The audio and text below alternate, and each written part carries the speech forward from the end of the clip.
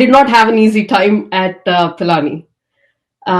Growing up in a joint family, all the way from being with started from great grandfathers, we were in that kind of a big growing joint family, and then to my grandfather, and then with my uncles, almost until eighth grade, and then it wasn't until actually I left to BITS Pilani almost in the first semester that we had a pseudo nuclear family, if you can call. We were still living in the same building and such. So being the first granddaughter, first great granddaughter, it was very difficult being the center of attention, being the apple of the eye, and the usual. I had an extremely difficult time adjusting to life at Pilani. And I have to say, without the support that I had from my friends, who the wingies and roomies, we still have, these are some of the lifelong friendships that we've formed. And even now on WhatsApp, we have the group with our wingies every month or so. Every Saturday, we used to try to get on a call, especially during the pandemic time. So without that kind of a support, it would have been even harder. And more than for me, I don't think I would ever say I regretted my time at Pilani. Not in the sense of now looking back, would I have, do I regret that I did not enjoy my life at Pilani? I don't think so, because like I said, it's more of a formative time for me. If I had not gone through that, I wouldn't be where I am today, how strong I am, how much stronger I am today. So that said, I do have one regret in terms of what I put my parents through, because I think almost until the last semester, I think I cut down my call frequency from home to probably once a week. That's about how much I could get to. And these were times back in the day where there were no cell phones and you had to wait in lines to make a call back home. And the same was the case for my parents calling me, right? And they would have to wait for someone to call me. We would come running. And there was a STD booth, a phone booth, across from my place. And right after dinner, my mom would go sit there and wait in line. She would try to get through to the Pilani phone lines. And then once she got through, she would have to wait for someone to call, for me to hear wherever I was, mostly in the room, and then come down running and talk. And so in the first semester, I think it was more like thrice a day. And then I could cut it down to once a week. And even at the very tail end, where we were leaving BITS Pilani, for some reason, when we were booking tickets, it was delayed by a day or two. I forget exactly what happened. And even that affected me so much that I was like so disappointed that I couldn't go back home. So it was coming from that kind of a background, it was extremely difficult for me to adapt to life at Pilani. So that is the context in which everything else needs to be evaluated, about whatever else I say, because it's been as much fun times as I had. As soon as we used to come back, or somewhere in the back of my mind, that was weighing me down. So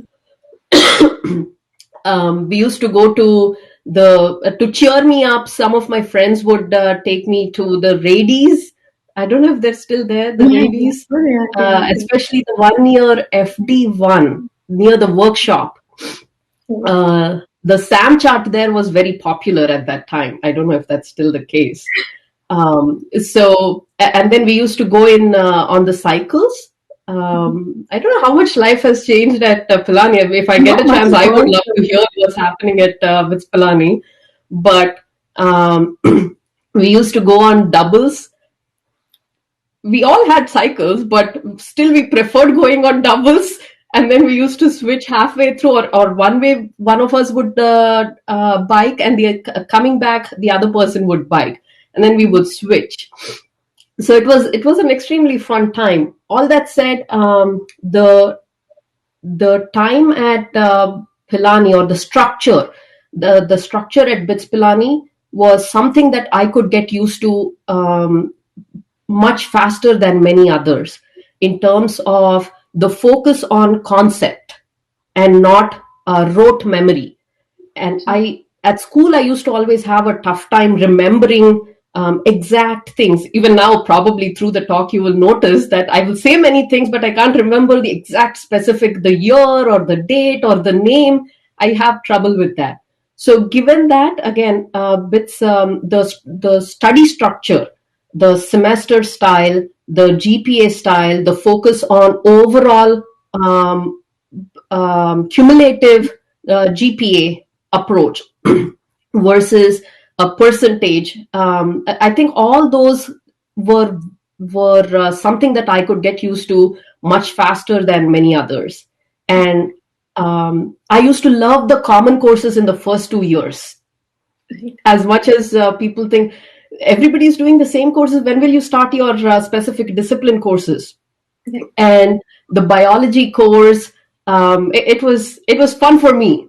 And the support system that I was referring to, our wingies, we used to pick up something each semester. One semester, it was everybody who used to go to the swimming classes. Everyone. Now, in some ways, that did not end up too well for me, because you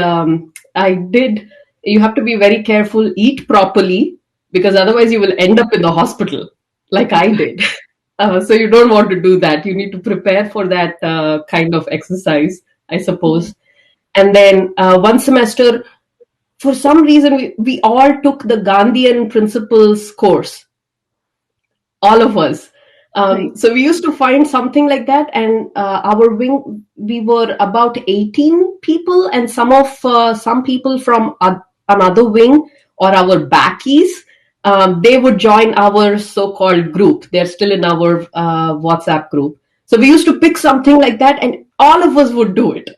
So it was. I have a lot of good memories, as much as I still think about what was I thinking, crying all the time and missing home. I could have done so much more, or I could have enjoyed so much more than whatever I had been through, right? However I had approached back then. But then again, without that, I wouldn't be the person I am today. I can go on and on and on. So you have to tell me, you have to stop me somewhere.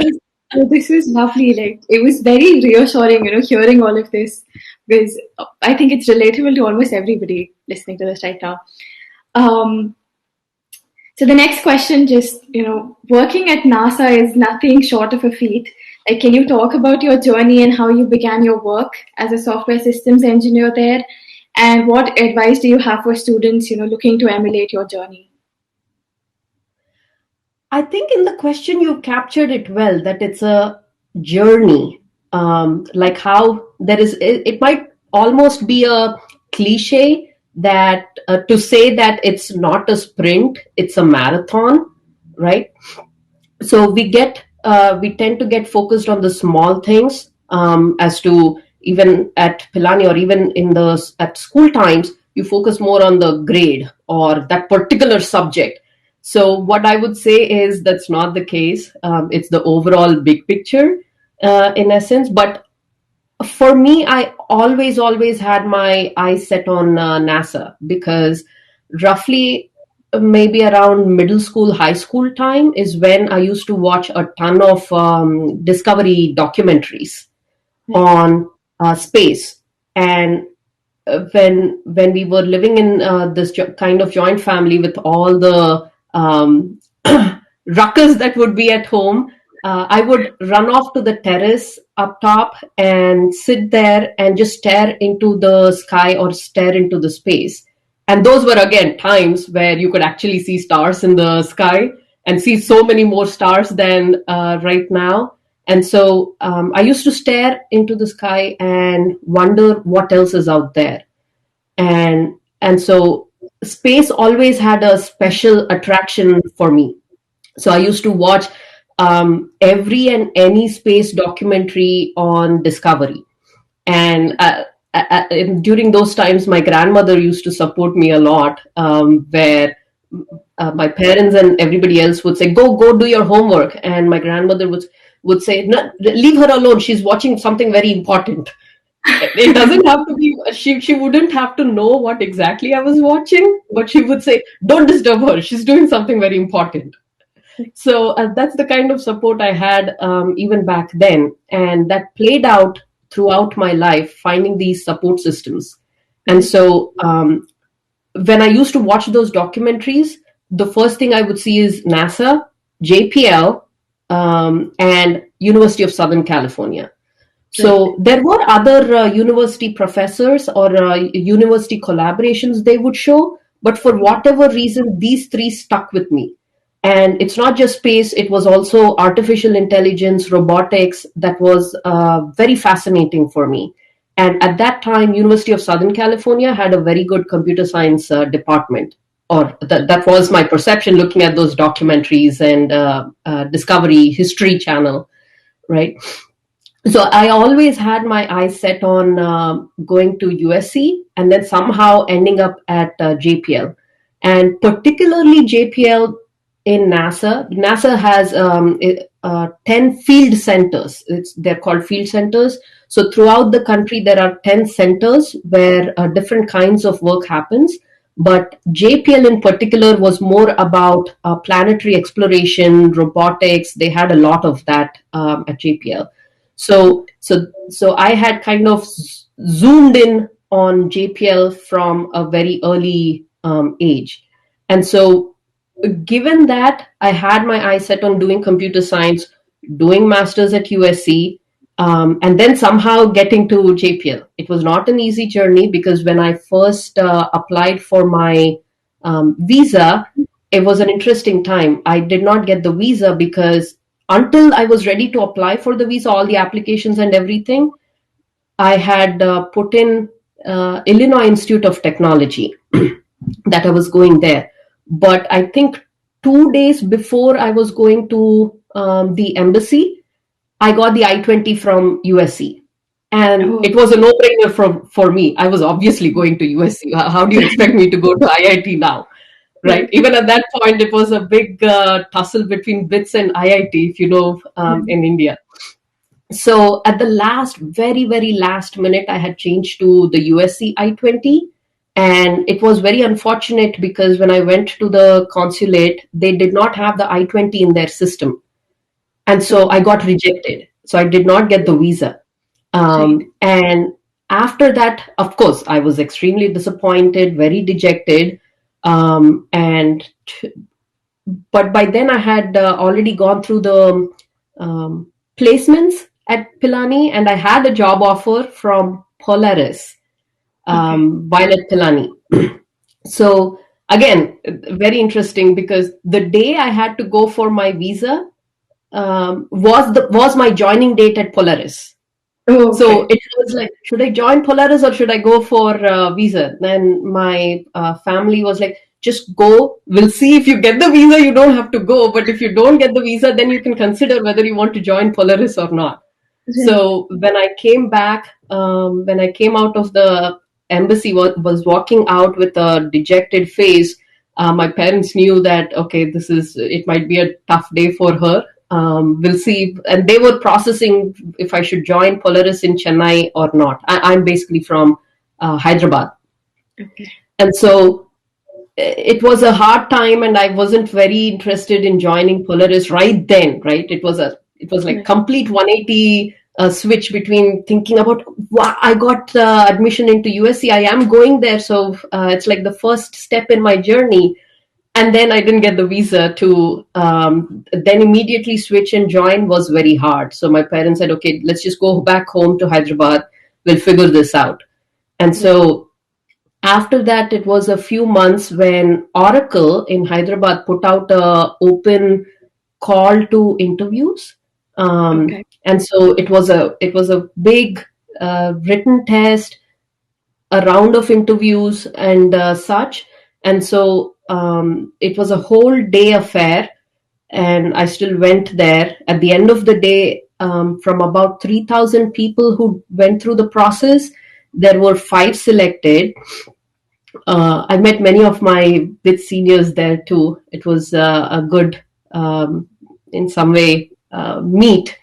And then at the end of the day, roughly around 11:30 or so, we came back home with an offer letter.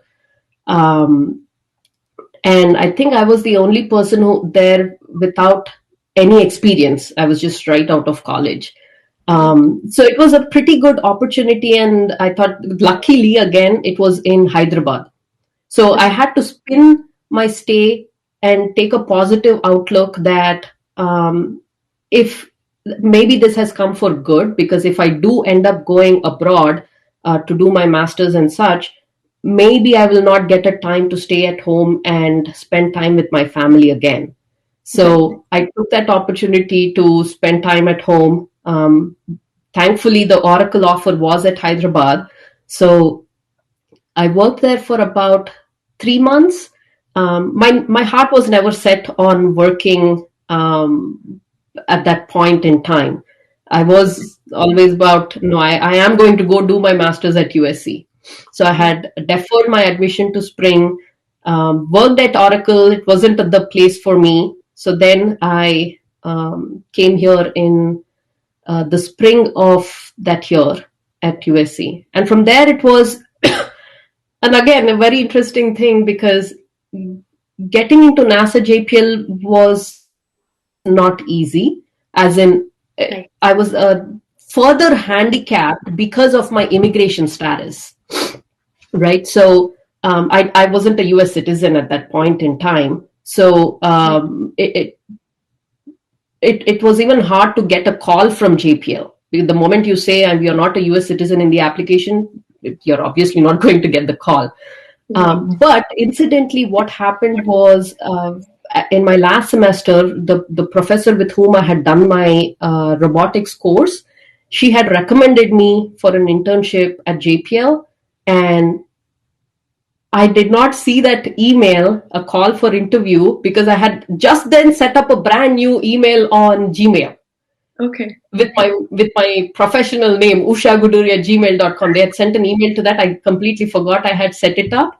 And I did not see that until 3 months later, when it was too late. And so I lost that opportunity to do internship at JPL. But so a big lesson learned there: monitor your emails during that internship time. So after that, it was again went into normal employment at Oversea, and then I moved to Boston for personal reasons, and then worked there for a couple of years. It was always, when I moved to Boston, it was like a 1 year early notice to my husband, saying I'm not going to stay in Boston for more than a year given the weather. It turned out to be 5 years, and somehow we came back to Los Angeles. Of all the places that we could go to, I always had my eyes set on Los Angeles because JPL was here. But we still had a choice between LA for him or the Bay Area. And even the Bay Area had Ames, NASA Ames. So again, when you are so focused, I think even the universe tends to help you out. So he got a job offer here in LA, and we moved to LA. I took a short break at that point, worked on my own startup, and then suddenly, out of the blue, I got a call from JPL for an interview. And then from there, it's I still can't say the rest is history, because again, it took roughly about 4 months to get the offer letter in hand after the interview process. So it was like those 4 months were such a difficult waiting period, because that's the place I wanted to be, and it's not coming soon enough. But then after joining, I worked on some projects like Cassini, SMAP, Dawn, MSL, the Curiosity Rover, and then roughly about a year and a half after I joined JPL. Thankfully, again, my the person who hired me also was a very good mentor for me, and so she understood how I was very keen about working on Mars. And thankfully, she saw the potential in me. She saw that I could do things probably. And so then she had recommended me to the subsystem manager role on 2020. So that's how I ended up at 2020 in particular, because just being at JPL would have been a dream come true. But then being on March 2020 is a whole other level. On top of that, if I had just worked on a single application, doing some coding or have been a dream come true. But it was like a home stretch where I was managing a group of 30 people building one of the most critical ground tools for March 2020. That's like, for all the things that, all the times I cried myself to sleep at BITS Pilani, or missing out on the visa, or missing out on other things, like the email that I should have seen. For all those things, I think that extra stretch of ending up as a subsystem manager on 2020 was like a true blessing and a real dream come true. Right. That's Thank a you so much. long way to say, but as you see, it's a journey. That's why I say don't focus on one, missing out, maybe a bad grade in one subject. Maybe you missed something, it was not the university that you hoped for. It's okay. Just look at the big picture, have your focus, have a somewhere you want to be, right? A destination, and then it becomes a journey. And at some point in time, you will reminisce like this and see that it was all worth it. And without that journey, you would not have gotten to where you are. Right. Thank you so much. That was so lovely to hear, the way things just kind of fit together at the end. Just thank you so much. Um, NASA's Perseverance rover has been touted globally as the most ambitious effort in decades to directly search for extinct life on the red planet. What was it like being part of this project? Um, it was an incredible blessing, a true privilege to have worked on the Mars 2020 mission and then the Perseverance rover. And like you said, it's the most ambitious uh, technological wonder, like how we have ancient wonders in the world. It's a technological wonder that mankind has ever built. It's so advanced, it's so complex, it's very hard to describe. And you might think, oh, we have a simple example would be, oh, we have the cell phone in the hand now. How difficult would it be to just fly that to another planet? Right. It's not as easy. You cannot take your cell phone to this into space because Right. of the radiation, and the processor in 2020 is still something that was built roughly about 15-20 years ago, because Right. that is very well tested, true and tested. It's still working on Curiosity after all these years, right? So we had to make sure that, I mean, that fundamental, um, that's where it started from. That processor 20 years ago, and now you're building layers on layers upon layers of new technology over it with 20 megapixel camera that you have right now. How is a 20 megapixel image going to be processed by a processor that was built 20 years ago? Right. It's just incredibly complex. And while we think about it, it's a place like no other, because even if you work at Google or Amazon or Facebook or any other software company or any other company for that matter, um, in more in some ways, the problems that they face have been probably addressed or close to what somebody else may have worked on. Right. But working at NASA or working at JPL on a mission like this is where nobody else has worked on the problems that come on such missions, right? Right. So the first time we saw those pictures coming down about the entry, descent, and landing, they, even now as I keep watching those videos, they give me goosebumps, because that's how we did it.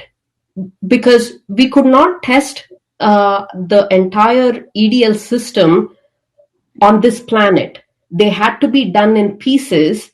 Like the parachute opening had to be done separately. The sky crane had to be done separately. The rover's legs opening as it was coming down to the surface had to be done separately. So each and everything had to be done separately, had to be tested separately.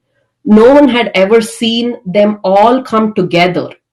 And for that matter, the entry, descent, and landing system, when something like this was proposed, the first few rovers we had, Spirit and Opportunity, we literally dropped them in an airbag because they were small enough that they could handle that. And when we got to bigger and bigger robots like Curiosity or 2020, when they had proposed the system of, we'll go through the atmosphere, we'll open the parachute, and then there will be a crane that will pull the rover, keep it hanging, dangling, and then slowly with the rockets we'll lower down, cut the cables, and this one will fly away. Just imagine somebody at NASA listening to all this like 20 years ago. They would have thought, what are you talking about? You must be crazy out of your mind. And to see those images and videos come in, proving that all that was indeed right, and it was repeated both with Curiosity and Perseverance, we're safely on the surface of Mars. To see that unfolding, it was almost like being in the driver's seat. That's incredible. And all that said, that's just to give the scale of this mission. I think before I don't know if I could say this, but I don't think I've ever seen working in a team bringing so much value as I saw it on Mars 2020. The scale of the mission is just immense. You need to have hundreds and hundreds of people working on each of the different systems.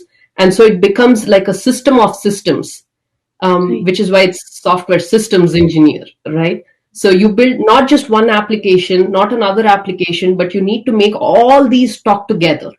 So you have the hardware. Within the hardware, again, you have the rover itself, and then you have the payload instruments, each of the 6 instruments. Then you have a completely whole wonder, which is like an arm within an arm, a robot within a robot with the sample caching system.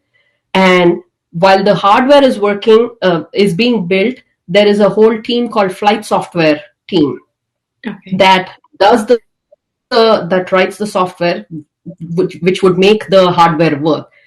And it's still not sufficient if you just had flight software and hardware. You need to have the ground software to command all this.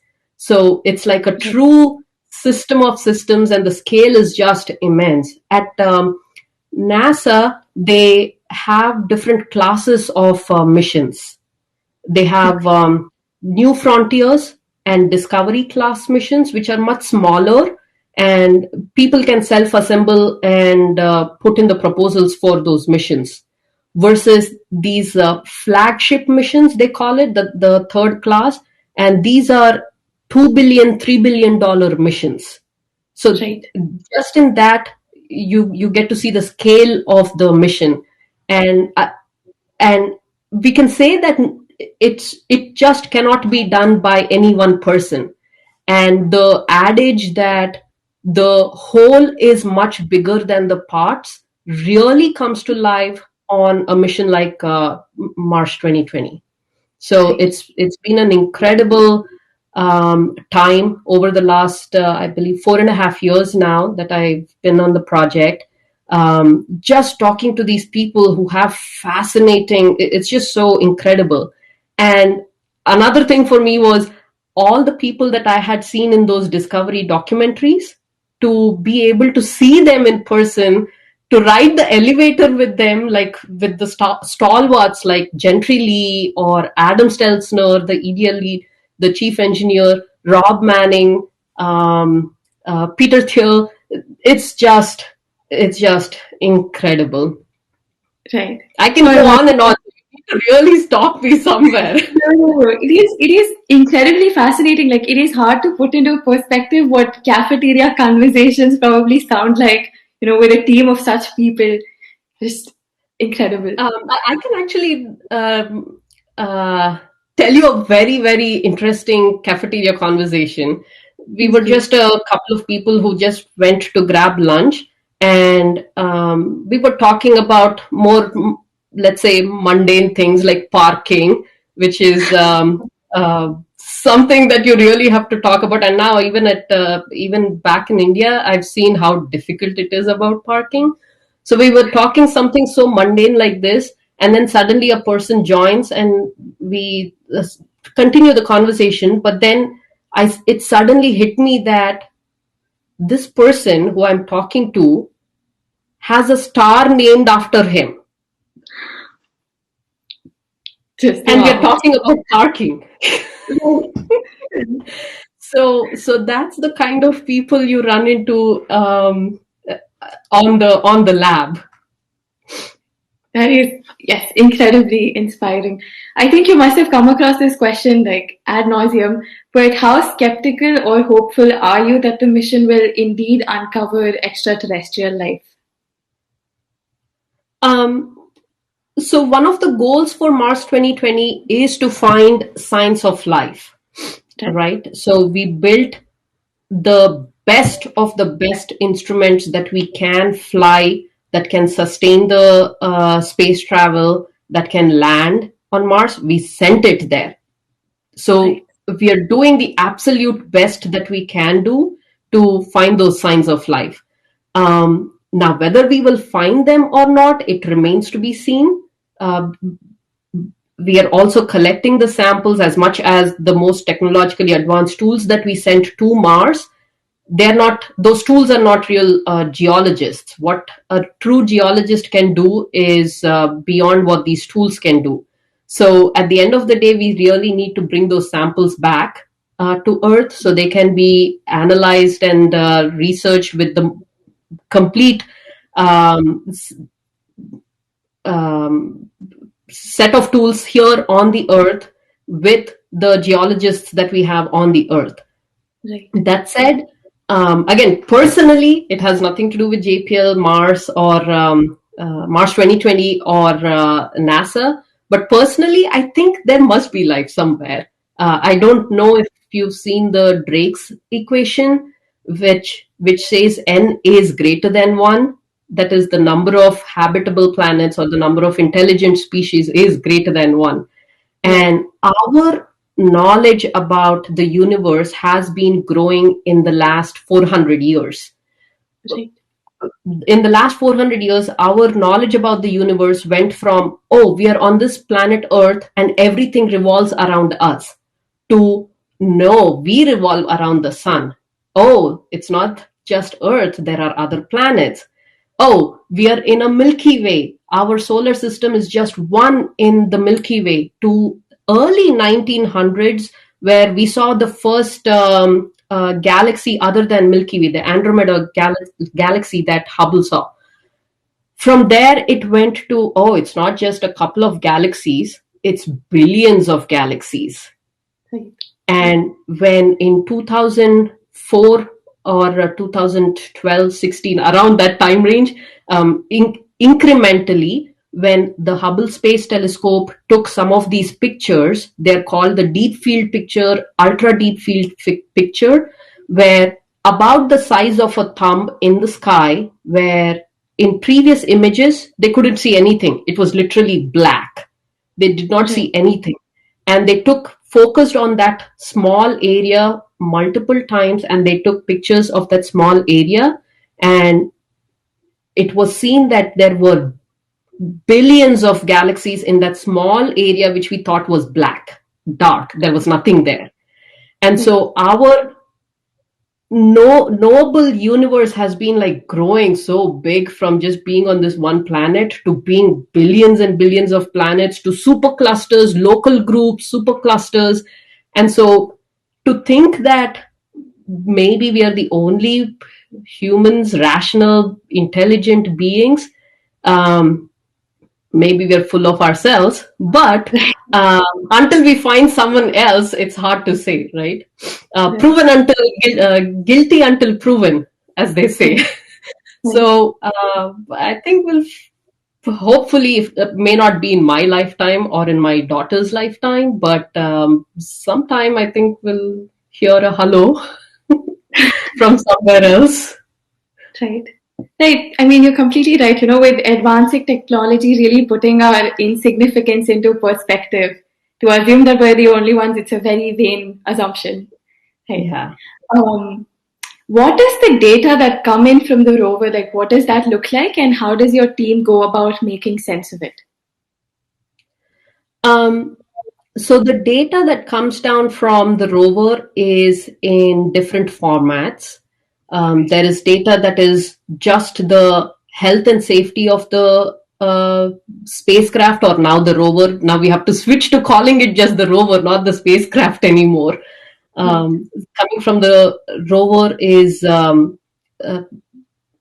it indicates what the temperature is on every single part of the rover, what the power, the bus voltage is, how it's working with the other interfaces, what what enum value it is set to. So things like that, to the actual science data from the instruments, like the images.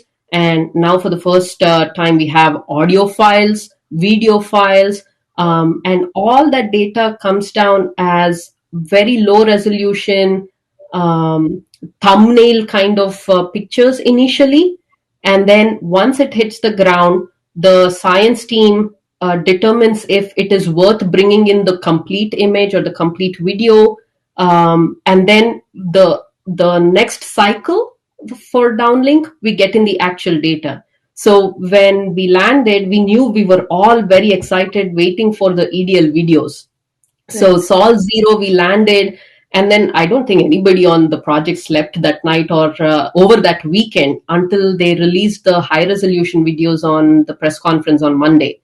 Because every single image that was coming down, we were like, oh my goodness, what is this? And it was so pixelated. You had to really, it was like what, like the avatar image size that we have on this screen right now showing our name. It was that small, and we were trying to, and the video, the quality of the initial video that we got was also something like that, very pixelated, but we were giddy and so excited. And then we got the high resolution videos. It's just, as they say, out of this world. And so as the data comes down, there is a science discussion that happens around it. When we landed, there were rocks right around the rover with holes. And so when data comes down, you make these initial predictions or hypotheses. And then over time, as you continue to have those science discussions, you form a more stronger, viable hypothesis, and you continue to do your experimentation. So this is completely based on science, right? But it's very interesting how we get there. When we landed and we saw these rocks right next to the rover's wheel with holes, the first name they gave them was Holy Rocks. Holy Rocks, because they had holes.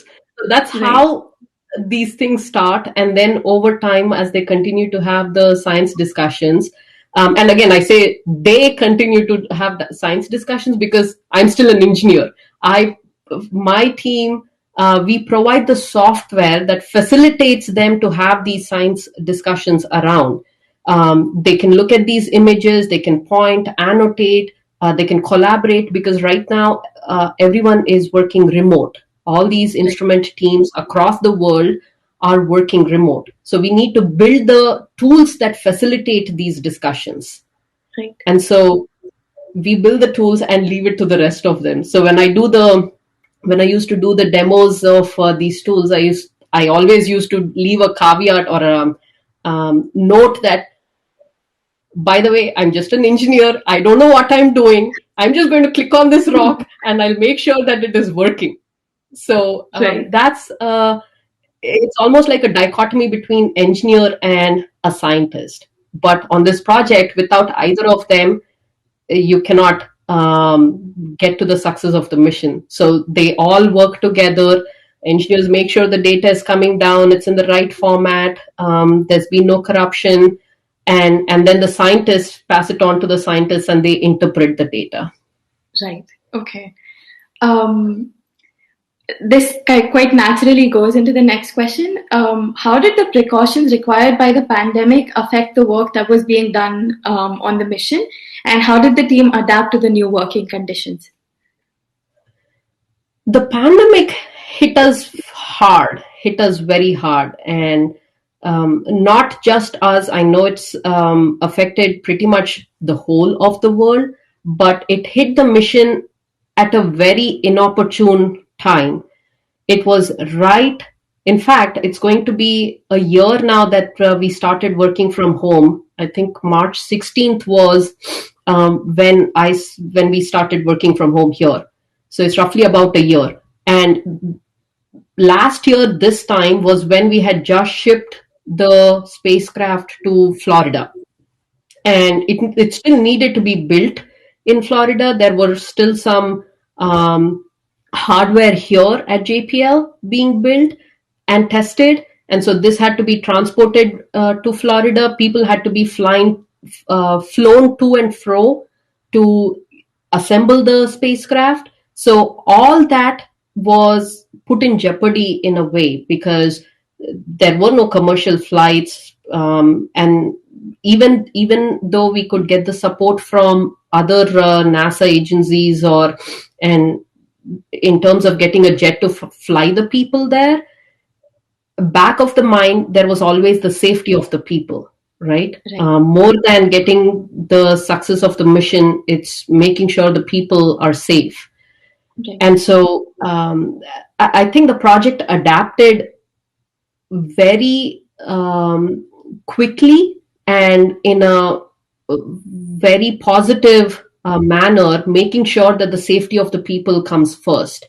So even personally for me, it was very hard. In fact, it's very ironical because right as we were heading into launch, knowing that it was going to be end of July, I knew that it was going to be a crazy time on the project.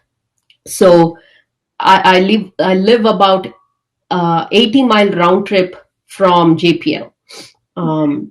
So I knew probably I had to drive in every day. Right.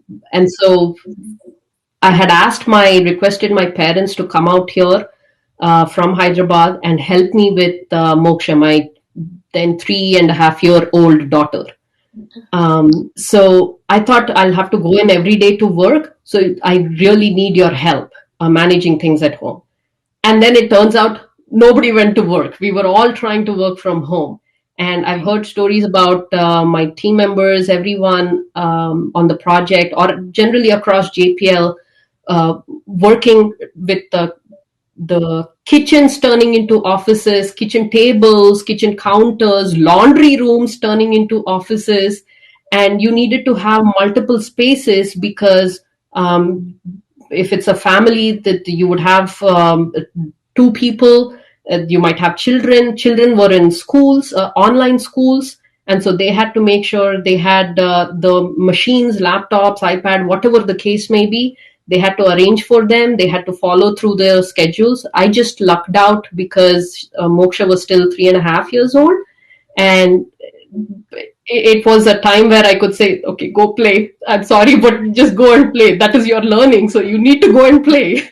So in that sense, it was slightly easier for me. But because I had already worked from home for several years before that, I think just working remotely was not a problem for me. but I know it was not the case for every single person on the project. And if you think about it, software development is something that you can very easily handle working remotely versus building the robot, the rover itself. So there were people falling into all these different categories when the pandemic hit, and things that we would take for granted, like the whiteboard. You just draw the interfaces on the whiteboard, and we are all talking about the same thing. Um, they would they would become incredibly difficult to do it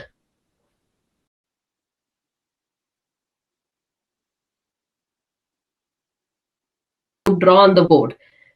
Even if you had a camera focused on the whiteboard, you can't. The resolution is not that clear, and you can't freehand draw on the monitor or the laptop. And so we had to figure out how to use the tools that we had to get to what we needed to and deliver the systems, right? Because nobody was stopping. And the timeline is such that if we missed this launch window, we could only launch 2 years later. Right. It's not like Mars is our next door neighbor. It again comes around after it goes around the sun, roughly about 18 to 24 months. And so that is our launch window every time, which is why you don't have Mars missions launching every year or every month. And so this time, this launch window, we had 3 missions. We had the mission from China, we had the mission from UAE, and the Perseverance Mars 2020 mission. Because if you miss this launch window, you have to wait for 2 years. And it was incredibly even more critical in some sense, because a whole campaign of Mars missions was built around this Mars 2020 mission. You may have heard about Perseverance collecting samples to leave it on the surface, and then the next mission would go fetch those samples and then bring it back to Earth. So this whole thing was based on Perseverance successfully landing. So if it had been offset by 2 years because we missed the launch window, it would have been very difficult, unfortunate, right? So there was a lot of weight riding on getting us to Mars successfully in this time window. And the biggest one was communication. Things we used to take for granted were no longer the case. Even if we chat, right? We have Slack, or we have any other chat mechanism. It's not made for real-time discussion, because you ask a couple of questions, and then by the time the other person reads and responds, the messages are not in line to determine whether, oh, are you saying yes or are you saying no? Right. And so we had to change how we communicated, and now everything is bulleted when I send messages. 1, 2, 3. Answer me, say 1, give me the answer. 2, give me the answer. So we had to change how we communicated. And a good portion of working on a mission like this is the camaraderie and the team that you work with, the relationship that you develop, right? So not being able to be in the same room working on it was very hard, and it affected some people more than others. So we had to arrange. I set up something called after hours every 2 weeks, where people would join. We would turn on our camera and have an informal conversation, like at the cafeteria. So we needed to come up with new ways of how we can keep that connection, keep the morale going, and keep that engagement. Otherwise, it would have been extremely difficult. So again, things like communication, which we generally take for granted, was the biggest hurdle to overcome. Defining new ways to communicate, new systems for communication, was something that we learned. And again, personally, people were going through so many things. Myself, I had Moksha sit in my lap as I was running these meetings. Between my husband and I, we had to have a schedule, put it up on the fridge. I will feed her lunch, you go take her to the nap. because we had to arrange that, and it was hard. And without that kind of support, I think it would have been very difficult. Right. Just to kind of wrap up, what were your most compelling takeaways, from this entire experience? The biggest thing was the whole is greater than the parts.